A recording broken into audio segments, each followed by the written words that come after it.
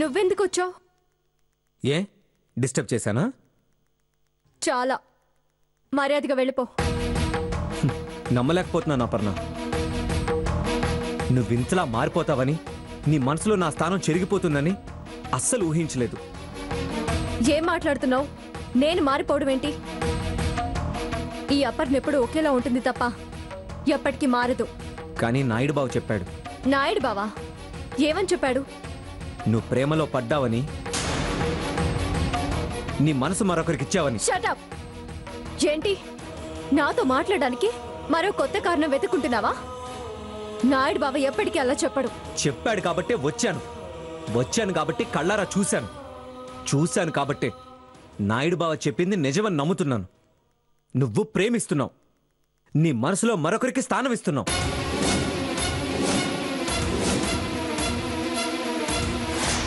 ఏ ఆధారంతో ఆ మాట అంటున్నావు? నేను ప్రేమించాను అనడానికి సాక్ష్యం ఏంటి?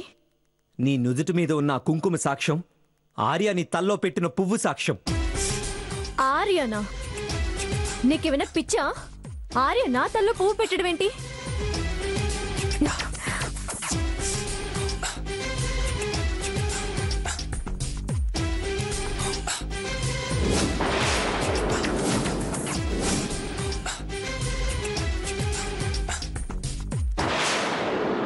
ఇప్పటికైనా ఒప్పుకుంటావా ఆర్య నువ్వు ప్రేమిస్తున్నావని? ఆ ప్రేమతోనే అతను బొట్టు పువ్వు పెట్టినా అంగీకరించావని? అదే ప్రేమ లేకపోతే అతన్ని తాకనిస్తావా? అసలు పువ్వు పెట్టనిస్తావా? Shut up. నీ ఇష్టం వచ్చినట్టు ఊహించుకొని నోటికొచ్చినట్టు మాట్లాడితే క్షమించేది లేదు. ఏం చేస్తావు? చంపేస్తావా? నేను ద్రోహం చేశానని ద్రోహిలా చూస్తుంటే భరించలేక దానికి కారణం చెప్పాను. ఎందుకు అలా చేయాల్సి వచ్చిందో కూడా వివరించాను.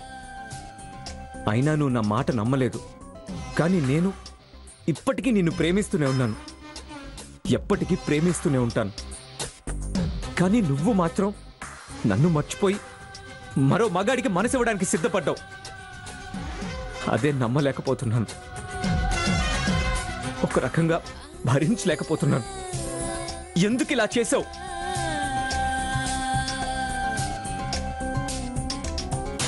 చూడు, నీతో మాటలు అనవసరం.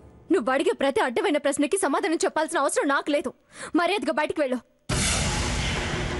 నువ్వు నాకు సమాధానం చెప్పలేకపోతున్నావంటే నువ్వు ఆర్యన్ లవ్ చేస్తున్నావనేగా? అతను నువ్వు ప్రేమించుకుంటున్నారనే కదా? అవును అవును అవును.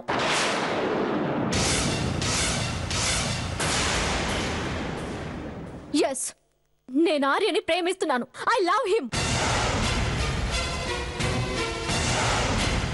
అతనంటే నాకు ప్రాణం.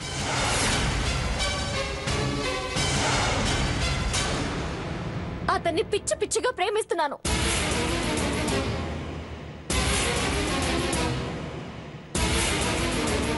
అతను ఒప్పుకుంటే పెళ్లి కూడా చేసుకుంటాను. చాలా. Get out.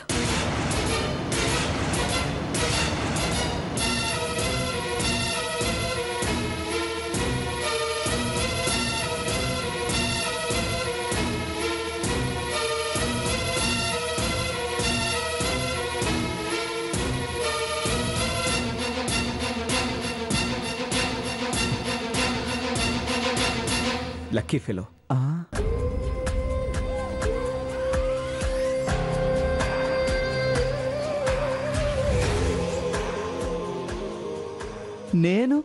నేను లక్కీ ఫెలోనా? నా బొందేం కాదు. ఆ పూజారి వదిలించుకోవడానికి పూజ చేయమంటే తగిలించడానికి పూజ చేసినట్టున్నాడు. అందుకే పొట్టు పెట్టిన వెంటనే వర్క్ స్టార్ట్ అయింది. దేవుడా, ఇప్పుడు ఏం చేయాలి?